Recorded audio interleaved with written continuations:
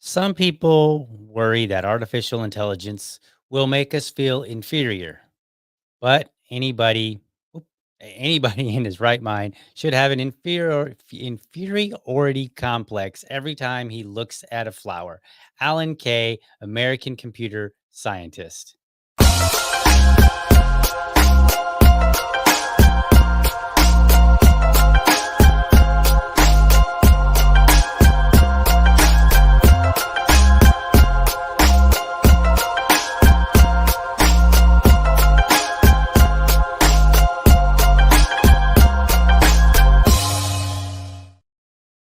All right. Good morning and welcome back to another episode of the Liberty Dad podcast, a discussion on politics and culture. Thank you if you are tuning in live. Thank you if you're tuning in at all. But I definitely want to give a special shout out to everybody that tunes in live. Because for the most part, I generally try to put on a good show. Today, I'm being a little bit on the lazy side. No, for no particular good reason. Just last night I was thinking about it. I was like, all right, what am I going to do for a show? And one of my friends on Facebook, they had posted something that they got from Chat GPT. They basically said, like, what's a competing, um, what would be better to replace capitalism was basically their question. And then they put it out there. And then I was like, well, that's interesting. I was curious what what I would get from Grok, which is Twitter's version of that. And so I asked it, and then I started asking a whole bunch of questions. And I thought, maybe that would be a little bit fun. Maybe I can just do a show, not even a really long show. Let's do a short one here, and we'll just ask Grok some questions and then just see what it gets, see what we get out of it. And look, if you're in the audience and you're like, hey, I want you to ask a question, as long as it's not inappropriate, I'll throw it in there and see what we get. Okay. So, go ahead and throw me a question and then I will take that and I will type it into Grok and we will see what Grok says. But first I'm gonna give you a couple of things that I found. So I think I've noticed that Grok works differently on mobile because like I ask it to draw some pictures. I'm like, draw a picture of this, that. And then I go and I do it on the on desktop, right? Through the browser. And I feel like I get different things. And I realize it generates different stuff, but I just feel like the vibe was different. So I don't know. But it's interesting. So that's what we're going to do today is we're just going to have a little bit of fun with Grok. We're going into the Labor Day weekend. I mean, kind of going into it. I mean, I know it's still only Thursday just yet, and we still have Friday to get through. But tomorrow is Dad Talk Day. I did pre-record with the dad, so that will drop tomorrow at 7:30. So I get a break, right? And so that basically means as far as podcasting goes, I kind of get, a little bit of a Labor Day. I'll be back Monday. Don't worry. Um, but I figured going into Labor Day, let's just have a little fun. Let's just chill out. And I'm still going to ask him political questions and stuff like that. So that's what we're going to do. So all right, let's see what we got here. So let me put some graphics up on the screen here so that you can see. Now this comes from my mobile device. So there we go. So I said, draw a person that represents capitalism. And then, of course, it draws it and it says, I generated an image with the prompt person representing capitalism. All right, cool. So they drew a person, with this, wearing a tie, woman wearing a tie here, and with the backdrop of, I'm not really sure who that's supposed to be, but it's kind of American.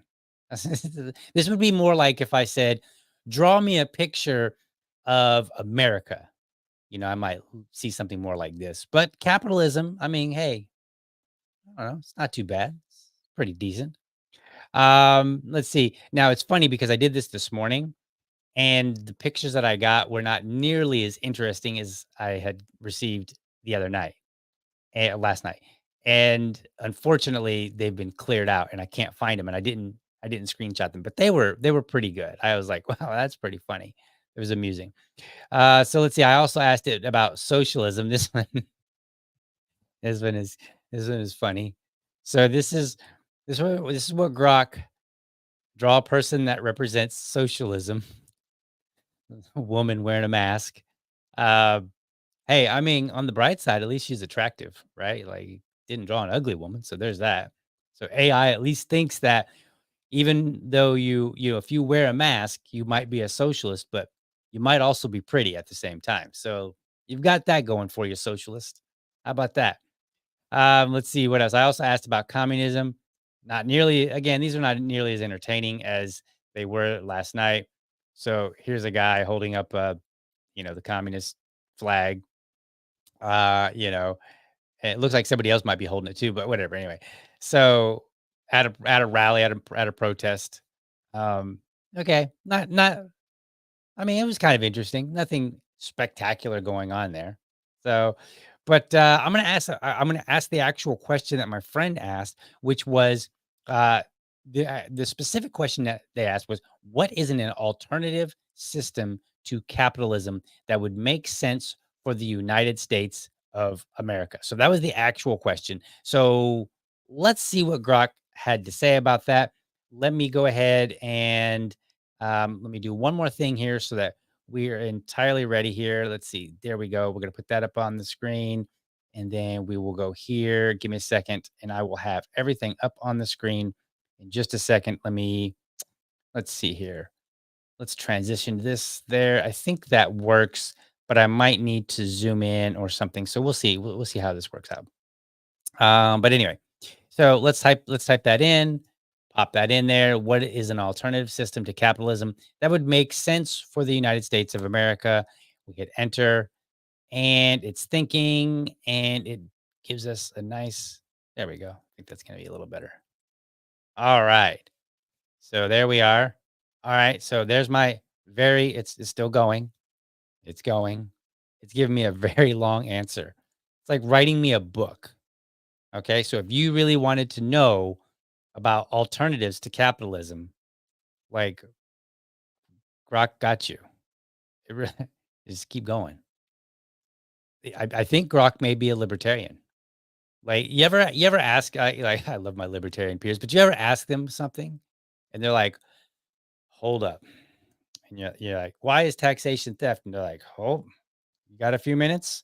And then they give you this long, long, long answer, right? We are notorious for being very verbose. So let's kind of skim through here what the answer was, because I think here's the thing. When I started, I've not really played with AI too much. I played with some of their drawings, but like through Canva, and I just wasn't really happy with the results. And it was limited. A lot of stuff I do is political, and it doesn't really do a lot of political stuff. And so I just was like, eh. And then I started playing with Grok now, since I have the paid account for Twitter X, and it's kind of interesting. Like I think I might be able to work with some of the stuff that it puts out. But here we go. Answer: discussing alternatives to capitalism for the United States involves looking at various economic systems and theories that have been proposed or implemented elsewhere. Here are some alternatives that have been discussed or could be considered. Democratic socialism. Okay, so the answer is no, but look, we're going to go with it. But this system advocates for democratic control over the economy where the means of production are either owned by the state or cooperatively by workers. Services like healthcare, education, and utilities might be nationalized, but unlike traditional socialism, democratic socialism maintains democratic processes and some level of private enterprise. The focus is on reducing inequality, providing substantial social services, and ensuring workers' rights. So that's interesting. And what I find interesting about this, it's very, very objective. Because if you asked a libertarian, you're like, tell me about how democratic socialism could be an alternative to capitalism. We're probably like, that might be the one time where we're not too wordy and we just say, it won't. It won't replace it. You can't, right? Because capitalism has brought too many great things. And we'll get to that in a minute. So I think this is a fair way to describe democratic socialism, at least based on my understanding of what proponents of democratic socialism talk about and how they talk about it. So I think this is pretty fair. It's interesting. The means of production are either owned by the state or cooperatively by workers. So in my mind, those are vastly two different things. Vastly two different things. And then of course we're going to nationalize healthcare, education, utilities. I mean, we've kind of already got a nationalized education system. You have the Department of Education, which is ruining education for kids, not worldwide, but um, all across the United States. Not all of them. I mean, some of them have good parents that can adapt to, the poorness that is the public school system. But I don't know that uh, I think that we have enough national, like, our education system currently is nationalized enough that I think we should be able to look and say, if we did any more, it would be bad because we keep giving more and we keep adding more regulation, we keep giving more money, we keep doing all these things, and we're not getting better results. And I know the supporters of of nationalizing it, or whatever, they'll go, well, we're just not giving enough. We're not paying teachers enough. And there's always something that's not enough, which is probably why they're a bunch of commies. Because, like, communists never have enough food. So, trying to joke there. No, it's not working. Okay. Sorry. I tried. Anyway, social market economy already in practice in countries like Germany. This model combines free market capitalism with social policies which establish fair competition, social welfare, and workers' rights. It's not a complete departure from capitalism, but includes significant government intervention to regulate the market, provide social security, and ensure welfare. Okay, so it seems like I don't know. I don't know a whole lot about Germany's economic system and how it works and all that good stuff, but I would say that we have a burgeoning welfare system here, and it just spends money because we still have a lot of poverty, right? We have a lot of problems that haven't been fixed. So, for instance, and I don't have the clips queued up at the moment. I wish I did, but there was a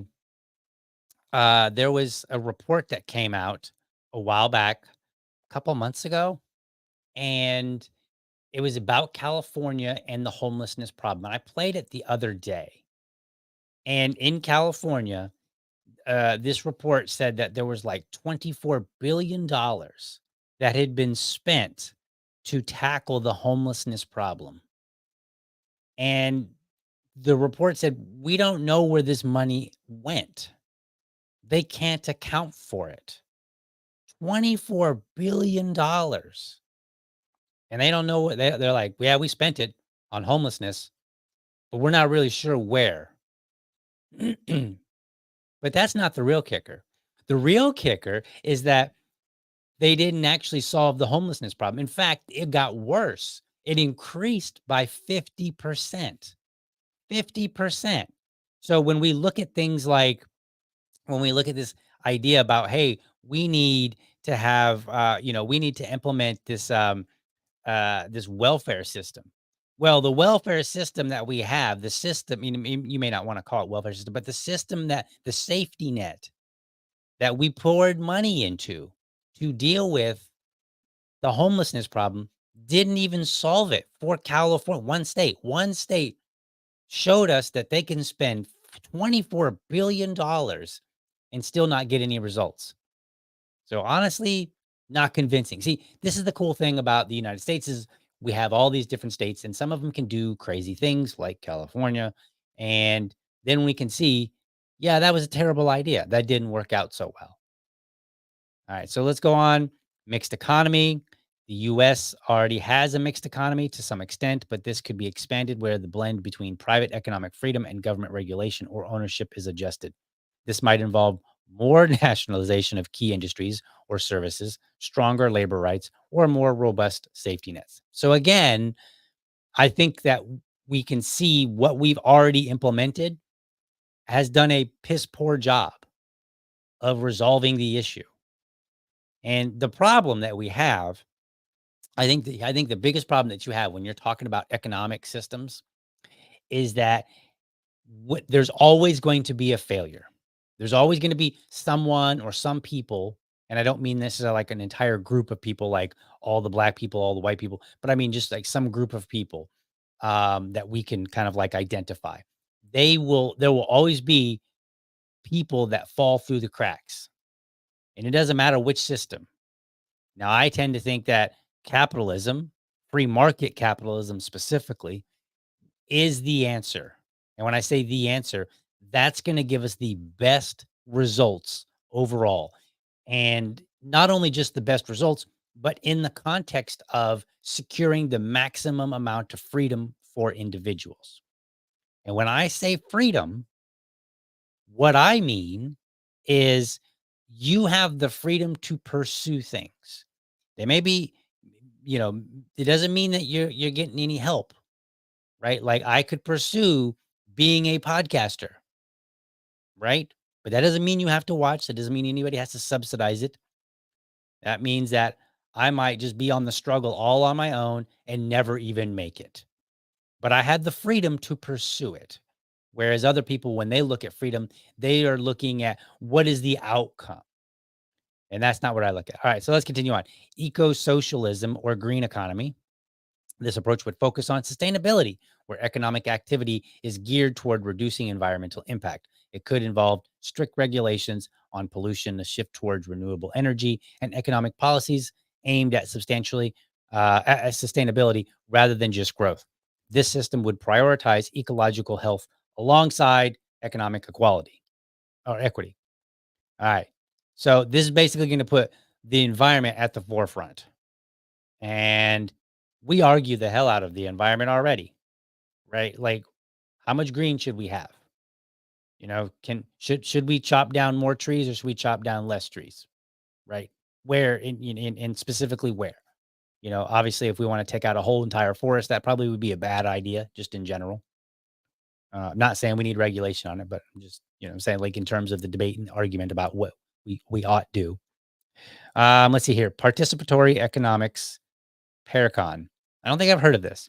By proposed by theorists like Michael Albert and Robert Hahnel, Paracon involves worker and consumer councils. Okay, I already don't like this. This is already a terrible idea. A council? How many movies have we seen where there's been like a council that make decisions, and then like they seem very cold hearted.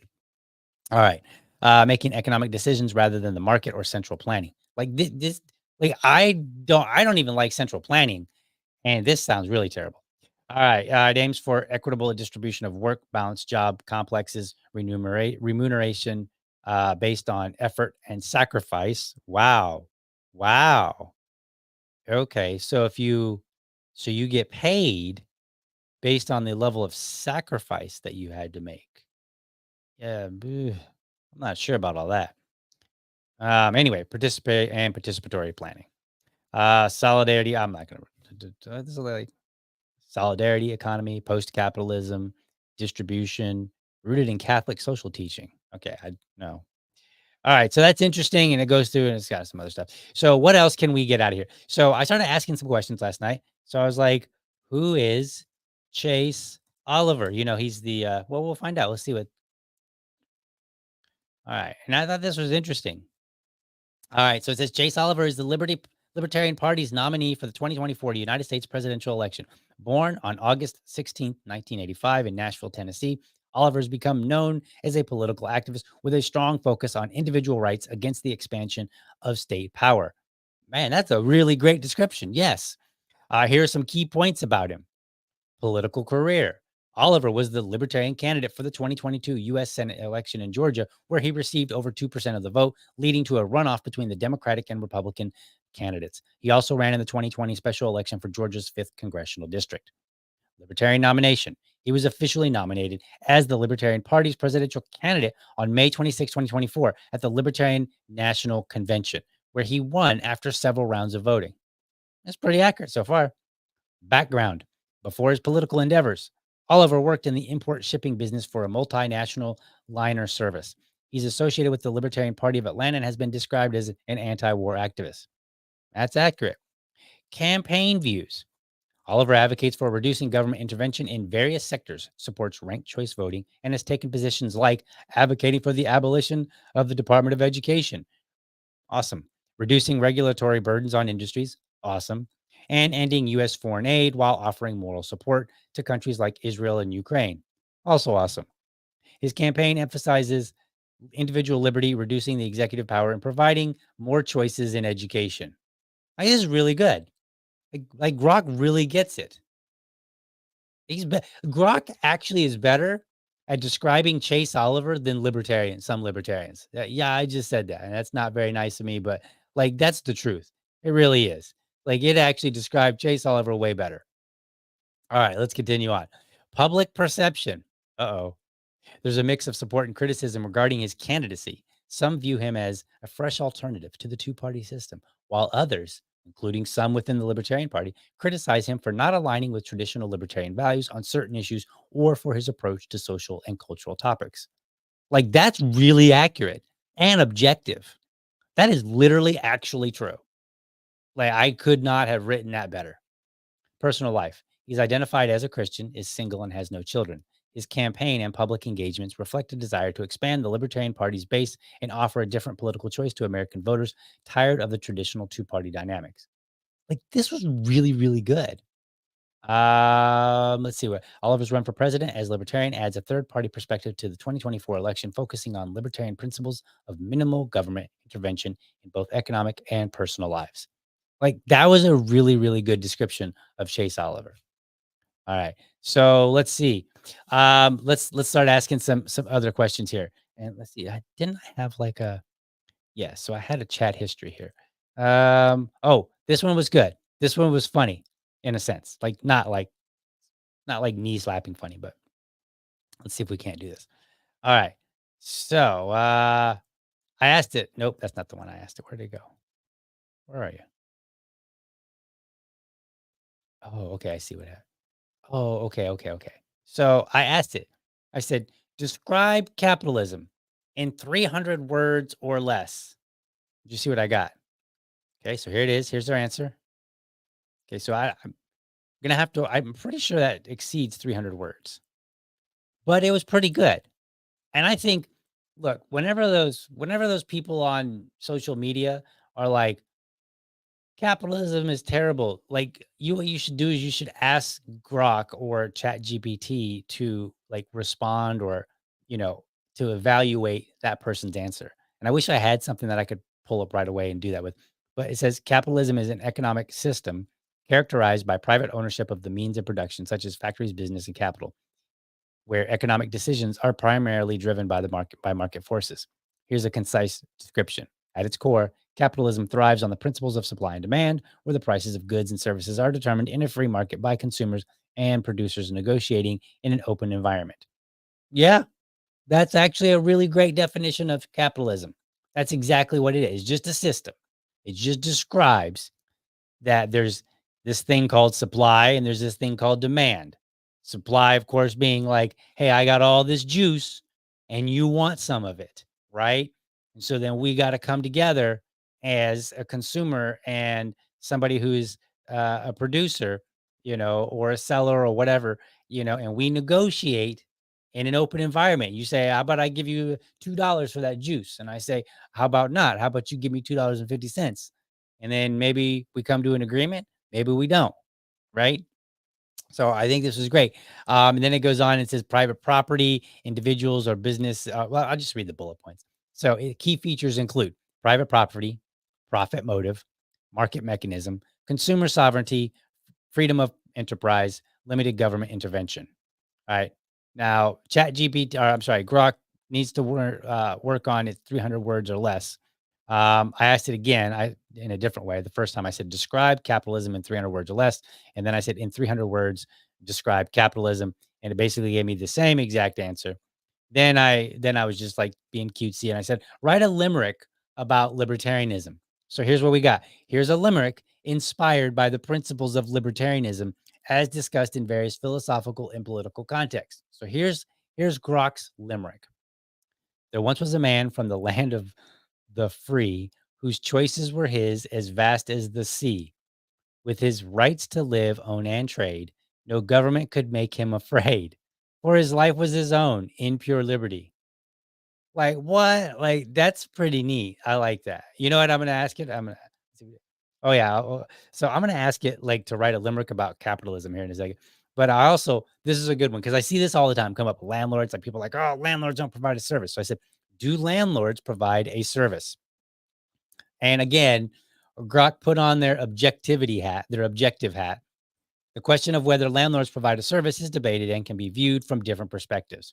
From a legal and functional perspective, sounds like the answer right there. Yes, landlords do provide a service by offering a property for rent, which includes ensuring the property is habitable, making necessary repairs, maintaining common areas, and sometimes providing utilities or appliances. They manage the property, which can include dealing with issues like plumbing, heating, and structural integrity, as well as ensuring compliance with local housing laws and regulations. This service can be particularly valuable for individuals who cannot afford to buy a home or prefer not to for lifestyle reasons, offering them a place to live without the long-term commitment or financial burden of a mortgage.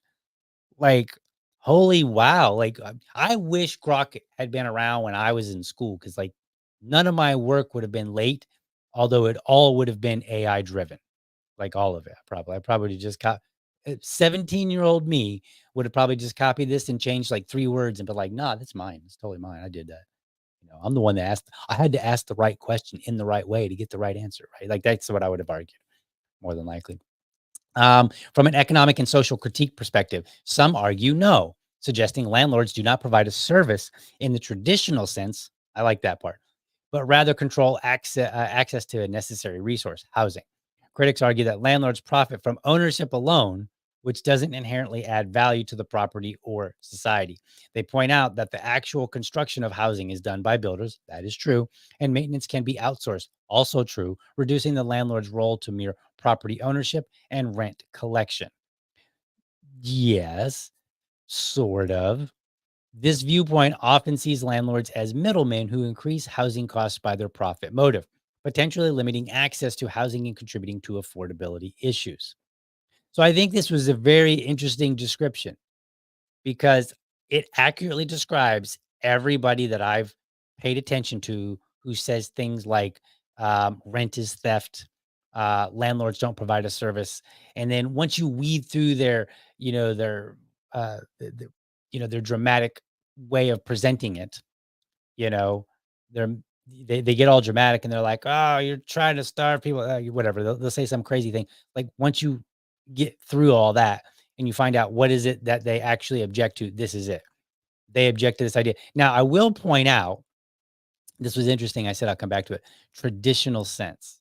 And I think that's kind of interesting to point out. Like, this is like, I never really thought of it this way. And this is kind of like why I wanted to walk through Grok, because I think there's an opportunity to learn different ways of your argument and your positions by getting something that's really truly objective, or at least as objective as you can possibly ask for. And so in this particular sense, it said that some people suggest that they don't provide a service in the traditional sense, which means technically they do provide a service, but it's not traditional in the same kind. It's not like um a car salesperson, I suppose, where you go there, they've purchased cars and they're going to sell you one, and it's their job to know about the car and to be able to tell you, and then it's also their job to know a lot about all the cars. And then you come in and you say, well, I'm looking for a four-door sedan, and I want really great gas mileage. So they're not going to take you to a Ford Tahoe, you know and so they're gonna they or they're gonna find something that matches what you're looking for based on their knowledge, right? So they had to get knowledge, and then you're basically using them as a service to identify the best car for you, and then hopefully negotiating a good deal. So that might be, I assume that the same people that say landlords do not provide a service would say that at least car salesmen do. I'm not really sure, but presuming that they would, then that's kind of like the distinction.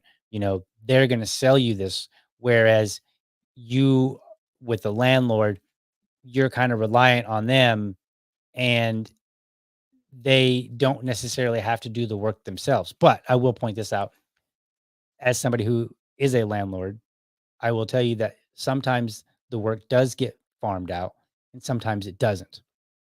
But if it even when it does, as a landlord, I'm still responsible for finding the person that can do it correctly because not all contractors will do the right job, do the job correctly. Some of them are more expensive, some of them are less expensive. So I got to make sure that I do it within a certain budget, right? And these are things that you would have to do if you're a homeowner. If you're a homeowner and your AC went out, you would have to call up different places and say, I need a new AC. Now, you could, in theory, just call up the first one and say, hey, come out and please replace my AC. But you don't know. They might charge you, you know, $3,000 to put in a brand new one, whereas a different company might be able to do it for $2,500, right? And that's a difference of $500. And as a homeowner, that's a big deal for you. $500 and maybe you wanna spend the other 500, right? Maybe you wanna maybe the one that's $3,000 is, a more known brand to you. Maybe it's, a little bit bigger, and so it's gonna provide, better cooling for you, whatever, right? Like, I don't know. There could be any number of reasons why you might actually choose the $3,000 model first, the company that's gonna charge you 3,000 versus the company that'll charge you 2,500. So, I think this is good because we can kinda get an idea without all the craziness. Like, what does where where where is somebody's belief rooted in?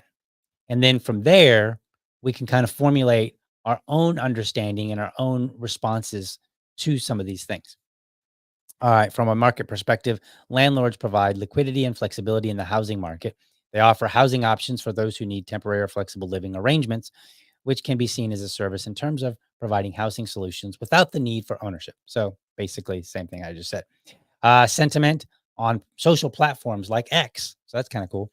There's a mix of opinions. Some users argue that landlords provide essential services. I would say that, like property management, maintenance, and financial structuring, like paying property taxes and insurance, which are indeed services to tenants who might not want or be able to handle these responsibilities. It's true, 100% true there. Others contend that landlords primarily profit from owning property rather than providing a service, emphasizing that the construction and maintenance work, which could be seen as the actual service components, are often performed by others. Right. These same people, you have to ask them, like, do you believe in management? Because in some ways, like at my job, I do certain work that my supervisor oversees and directs. And so do many millions of Americans. Right. And so effectively, that middleman is basically middle management. They're managing things and they're in the same way that somebody at a company might be a manager. I don't know. Interesting. Interesting nonetheless. Let's see. Let's take a look. Any comments? Nobody's okay. All right. Nobody's asking me any questions. So I'll ask some of my own questions. What else did I ask? Um, is taxation theft? Let's see what we get. Grok is so serious. The question is taxation theft touches on a deep philosophical, economic, and political debates, reflecting diverse views on the nature of property, government, and individual rights. Like, why are you so serious? Here's an overview based on various perspectives. Taxation is theft. Some libertarians, anarcho-capitalists, and objectivists argue that taxation, especially when compulsory, constitutes theft because it involves taking property money from individuals without their explicit consent. Some libertarians, uh, that okay, that's interesting. They base this on the principle of non-aggression, where initiating force against the other's person or property is considered immoral. Murray Rothbard and other thinkers have articulated this view, suggesting that any form of coerced payment like taxes violates individual property rights. It does. That's just it. I'm still amused by this. Some libertarians, some of them, not like most. Some. There's a handful of libertarians. I think that taxation is theft because it's when it's compulsory, it takes money without your consent. Oh, that is the exact reason why it's theft. And if you're a libertarian, you should absolutely believe that, right? Counter arguments and justification for taxation. Contract theory. Many political theorists argue that citizens implicitly consent to taxation by living within a society that provides benefits like security, infrastructure, and public services. This consent is often seen as part of a broader social contract where individuals agree to certain rules for mutual benefit. So maybe there's like this marriage contract theory where one spouse has implicitly consented to sexy time whenever, whatever, in exchange for the other spouse providing housing and food and safety and all this other stuff. Do you see how this idea really doesn't make any sense? Like this social contract, like implicitly you have accepted the idea of something that we would otherwise call theft because you get something good back. Oh, okay. Well, that wouldn't work with two individuals, so it shouldn't work socially. Like that's just absurd. That's just crazy.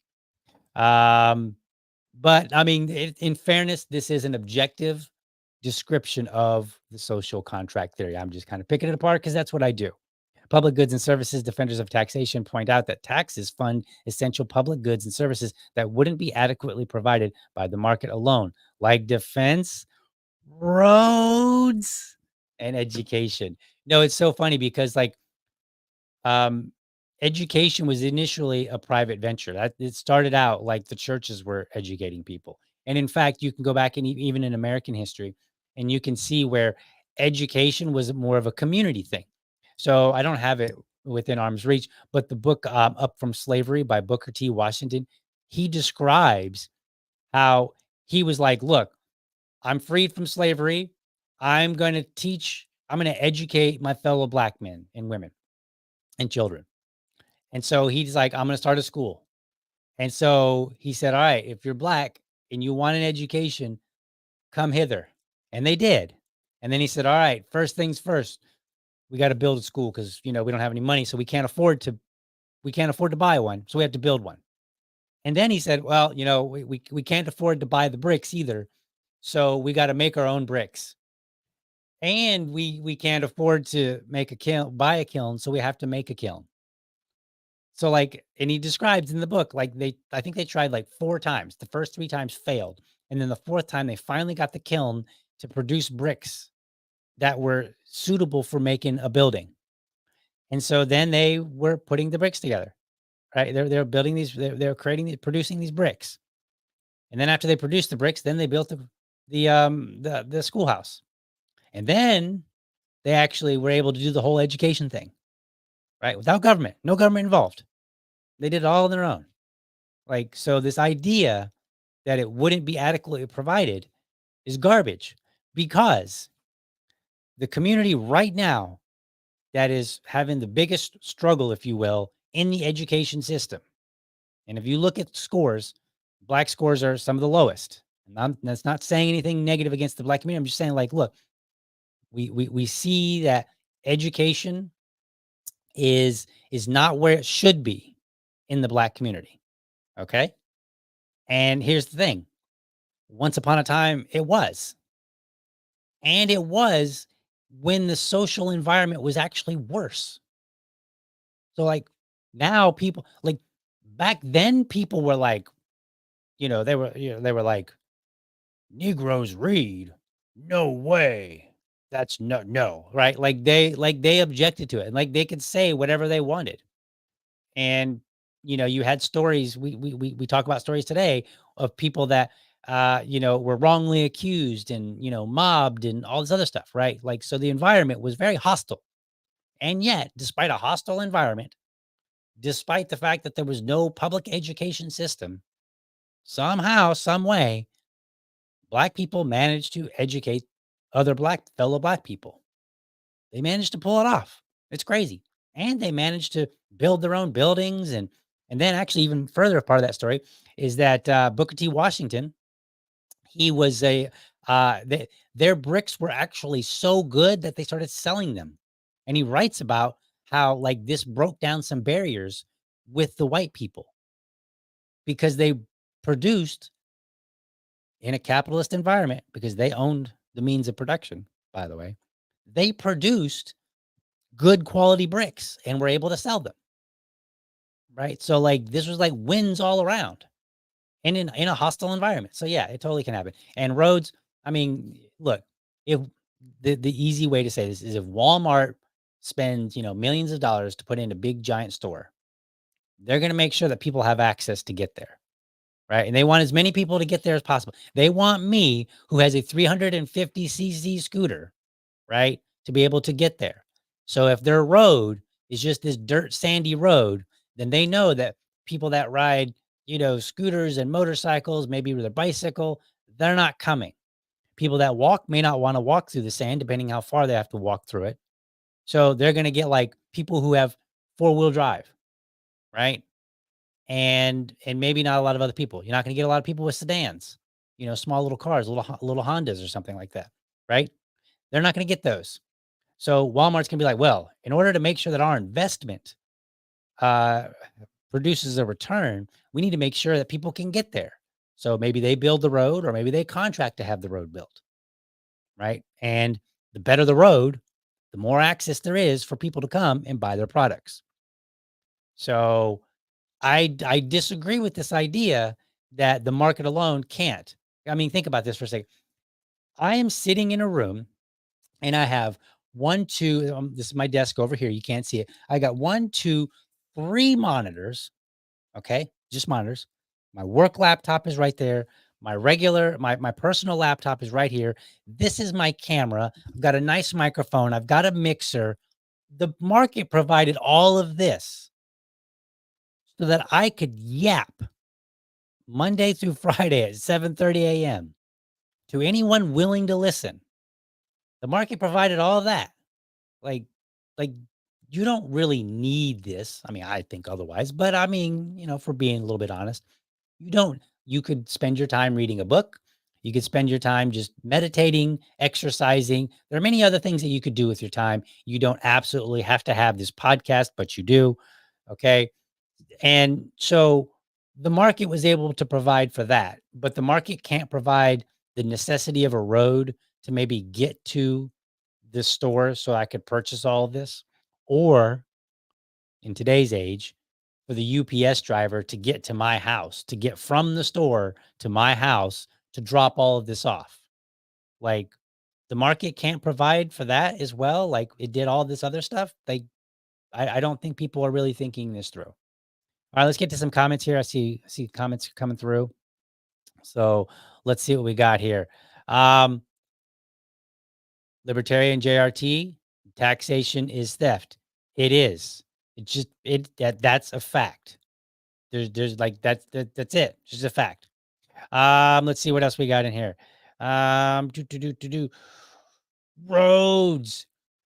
Roads. I know, right? Like people love talking about the roads and they like that's maybe once upon a time that was a gotcha, but it's not a gotcha anymore. Like if you're not a libertarian and you want to talk to please don't say roads. Just don't. We've passed that. Now, if you're genuinely curious and you're like, look, I know you guys get the road question all the time, but I don't understand. How would the free market produce roads? Can you explain it to me like I'm 5? And then what they're going to do is they're going to be like, here you go. Here's your long answer, right? That's what libertarians like to do. All right, let's see what else. Let's draw some pictures. Let's see. So, let's see what it does here. So, draw a picture of this was a good one. This was funny. Can I pull that up here? Yes, this was fun. So, generate an image with the prompt person based off their post. So I asked it. I said, generate an image of what I look like based off my post. That's what it did. This. I Grok thinks that's what I look like based off my post. Then I said, generate an image of what the user Liberty Dad Pod might look like based off of their post. And then it draw this. It drew this one. Let's zoom out a little bit so you can see the whole thing. So there, it drew this guy right here. So at least got a ball cap correct. And my beard's not quite that luxurious. It's a little bit smaller, and I only get like whiskers up on my upper lip. So whatever. Maybe I just maybe there's like a second puberty that I hit where I can get like a nice full beard, but doesn't seem like it at this point. So that's what it drew me as. So let's see. Let's be a little bit silly here. Um, generate it. We'll say generate an image of the user Liberty Dad Pod if he were a woman. Let's just see what I would look like as a woman. Maybe it's thinking. I mean, I am a sucker for brunettes. Can't complain there. It made me a pretty woman. Like that's pretty cool. Generate an image with the prompt woman based off their post. Okay, well, it's not really what I said, but okay. So Grok thinks I would be a beautiful woman. But there's no chance of that happening. Sorry, folks. Male through and through. Period. Let's see what else. What would the world? What would the? How about this? What would New York City look like if it were communist? Which it kind of already is. But let's play. All right. Let's make sure we're very clear. Draw a picture of New York City under. We'll do it. Yeah, like this. Communism. I put it as a question, but whatever. Let's see what it does. Let's see how accurate it comes up with something. We're gonna have a little bit of fun. That's boring. I mean, it looks kind of like it does now. Well, that was unexciting. Huh. All right. What does generate an image that represents a communist society? Let's see what we get. I'm looking for something entertaining. Maybe and it says fun up here. Like this doesn't seem very fun. Seems kind of boring. Honestly, I could kind of see that. I mean, look at this. Like it's like super red. Everybody's like, "Yeah, the flag, rah, communism. I love it." And I feel like when I talk to people that are about communism, they're like, they just rave about how great communism is. They're just like, communism would be so great, because I would be able to be a painter instead of having to go to work. Like, okay, but like, who would produce the stuff that you want to use to paint? Like, if you don't have to go to work, then I don't have to go to work. That means nobody has to produce the paintbrushes and the paint and stuff like that. Like, it just gets magically produced. I don't know. Let's see here. Generate an image that represents capitalism. Let's see. See what we get. Anything good? Not so bad. Kind of looks like major city already. A little ominous with the people there. Like they're walking toward like this bright light. Don't go toward the light, folks. Don't do that. I don't. Maybe this one isn't so good actually. Now that I think about it, like at first I was like, oh, like there's lots of stuff and products and whatever. And now that I look at it, I'm like, why are everybody in the street walking toward this bright light? Like this doesn't look very good. Like I don't know. All right, let's see what else. What I think we're about to end the show for today. I was just trying to have a little bit of fun. Um, let's see here. I'll ask one more question. Um, is white privilege real?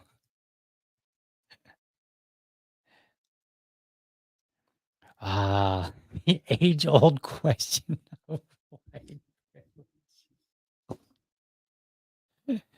Where did Grok get a personality like that? Ah, the age-old question. It's an age-old question. Like I don't. I I don't think it's that old. I mean, I think it's only like decades old. A topic that's been tossed around more than a salad at a vegan. Okay, you know what? Okay, okay, Grok is being goofy here. The age-old question of white privilege, a topic that's been tossed around more than a salad at a vegan potluck. Grok got jokes. Let's dive into this with the wit and outside perspective of Grok 2, shall we? Oh my goodness. This is interesting. I was not expecting this. From the posts and sentiments floating around on X, it's clear that this topic stirs up more debate than a sci-fi convention arguing over whether lightsabers could really cut through a Dalek. Here's what Well, yeah, of course they could. That's the question. What do you mean? Like there's an argument? I'm gonna go to a sci-fi convention and be like, of course they can. Like, did you see how easily it cut through Darth Vader's hand? Give me this. Anyway, the believers, some folks like Bush one shy, whatever, argue that white privilege is as real as the tax man on April 15th. They point out social advantages even within their communities, where lighter skin often gets the better treatment. Okay. I think this user is probably a black person, and they're saying like the lighter skinned black folk get better treatment in their own. That's what I'm presuming. I'm making a presumption. All right, the skeptics on the flip side, Kobe Thatcher and Spike Online's Brendan O'Neill suggest it's more myth than reality, arguing that the term oversimplifies complex socioeconomic issues. They believe it's used as a scapegoat for personal shortcomings or as a political tool. I actually believe both. I do believe that there is such thing as privilege, right? Not in the same context that other people present it. Not like, oh, you're white, so therefore you just get jobs, right? Or people don't question you necessarily, but sort of. Okay, so think of it this way. Um, let's say, so I just mentioned a moment ago that I ride a scooter. So let's say I go to a motorcycle convention, right? Like a raw motorcycle convention. Like that's they're there with their Harleys, their Kawasaki's, all that, these motorcycles. I'm probably going to be the odd man out, and I'm not going to have nearly as much quote unquote privilege as those, more than likely, because I'm a little bit odd out. Or maybe a better argument, maybe a better way to look at it, since we've been talking about like communism and socialism and all that, you know, as a libertarian, let's say that I went to a communist convention. Well, I'm not going to be given some of the privileges that the fellow communists are going to be given. Now they might welcome me because they might say, "Ah, finally, we're going to get this guy. We're going to bring him into the fold, and he's just got to hear our stuff." Right? But there's going to be a limit to that because I'm not one of them. I'm part of the out group. So you have in group and you have out group. And it exists all over. It exists with racial preferences. It exists with hobbies, right? Like I enjoy woodworking. So therefore, if I meet somebody and they're interested in woodworking, then I'm immediately going to be, like the conversation is going to change a little bit. The tone of the conversation might change. We might feel more kinship in some way, some small way. And it goes through any type of community. Like you pick a group where people are part of that group, whether involuntarily or voluntarily, right? So I'm Native American. So I might be received a little bit better from Native American folk than I will say black folk, or in certain ways, maybe not like in totality, but in certain ways, there's going to be some benefits. And then a black person will have some advantages in the black community that they may not get, most likely wouldn't get if they went to the Native American community. That doesn't mean that the communities wouldn't receive them and be hospitable. That just means there'll be certain things, certain advantages that are afforded to you. I'm a veteran. So when I go places, I have certain advantages. When I go to big box store, I get to buy things for a discount. Okay. If you're not a veteran, don't have that advantage. So there's advantages for any group of any kind all over the place. So I do agree that there is a privilege, but I think it's very limited. And you might find that there are some areas where a privilege gives you more advantage than others, right? So if if it's a private company, if you have a private company, and let's say all the members of the company are Australian, well, and maybe it's an Australian-based company, right? Like they originated in Australia, and it's a private company, and there's a lot of family members in there. Well, if you're Australian, you might have some advantages. If you're a family member, you might have some advantages. right? Like these kind of things exist. They do exist, but that doesn't mean that they cannot be overcome. And that doesn't mean that in the wider market, you still can't have access to a lot of things that make your life better. So I kind of agree in a sense, but not really. So it depends on how we're talking about it. The personal anecdotes. Then there's Steve Loves Ammo, who humorously lists what white privilege has apparently gotten him. Not exactly the silver spoon one might imagine. The philosophical take. Steve Dees show flips the script. Flips the script. AI is writing things like flips the script. So and so flips the script. Like AI is getting kind of scary because like this is something that I could see somebody actually writing because it's, having a little bit of fun here. Suggesting white privilege might just be the privilege of self-loathing, which, if you think about it, isn't much of a privilege. If you think about it, isn't much of a privilege at all. Thanks a lot, Grok. I would have never guessed that. So is white privilege real from an AI's perspective? Here's the deal. AI is playing it so safe. Yes, if you define privilege as systemic advantages. No, if you're talking about individual experiences. Maybe it's complicated. Society is not a monolithic block of mosaic, but a mosaic of individual experiences. Okay, that's fair. I think this is a very interesting answer. Not entertaining in the haha, fall over laughing, but so let's ask. I'll ask one more question, then we're done. I promise. All right.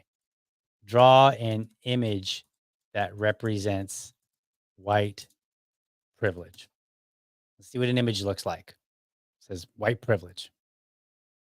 It's thinking. Maybe it'll even be fun. All right. So there's now this one. I actually, this is the first time I've actually asked this question, so I had no idea. I had no idea that an image of white privilege would be a black man.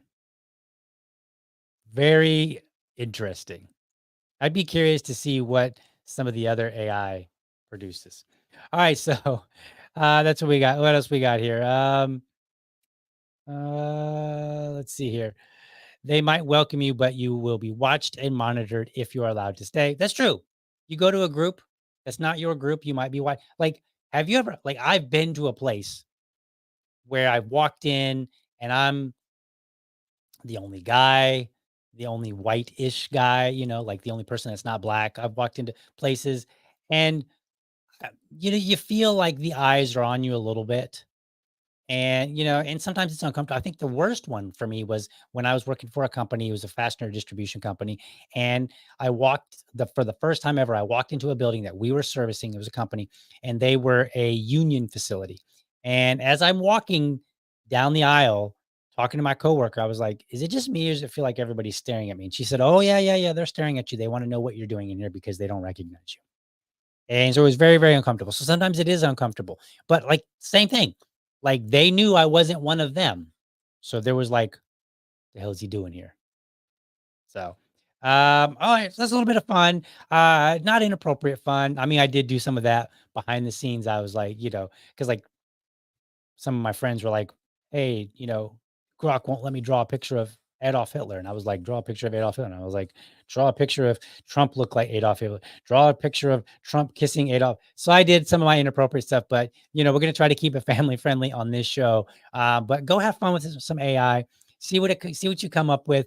But more importantly, hopefully, this little silly episode shows you that you can actually get some really interesting answers from AI. And if you're really curious about somebody else's position, I think that's a good place to start.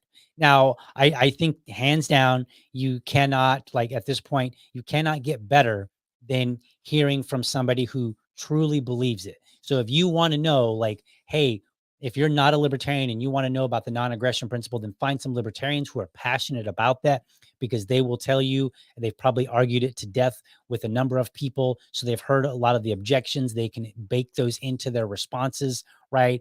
And you'll hear more than just a simple AI driven objective answer. You'll hear the passion and maybe even the frustration that comes along with answering such a question, right? And the same thing goes with any group. If you're like, hey, democratic socialist, what are you guys about? Well, you can go to their pages, and I encourage it for sure, but you can also start with AI. It's probably going to give you some decent answers. So I look forward to what AI can produce in the future. I'm not afraid of it at all. um I mean, I kind of am based on the way I talk to my Alexa, but that's another conversation. Anyway, thank you everyone for watching. I hope you found this episode informative and inspiring. Be sure to where are my notes? Oh, there it goes. Yeah, be sure that you're subscribed to my YouTube channel. Or if you prefer my Rumble channel, you can go to youtube.libertydad.com, or you can go to rumble.libertydad.com. While you're there, let me know how I'm doing by leaving me a comment. Last but not least, I want you to remember, if you're a champion of liberty, your business is people and your product is liberty. I want you to have a great week, a great weekend. You will not see me live until Monday. I do have a show dropping tomorrow, another dad talk episode. If you're a dad, reach out, let me know. Hey, I'd love to be on the show. I got lots to talk about. We'll bring you on. You just a regular everyday dad. You don't have to be some rock star or anything, although rock stars are welcome too. Anyway, have a great week. Have a great weekend. Enjoy your Labor Day. Catch you next time. But for now, I am out.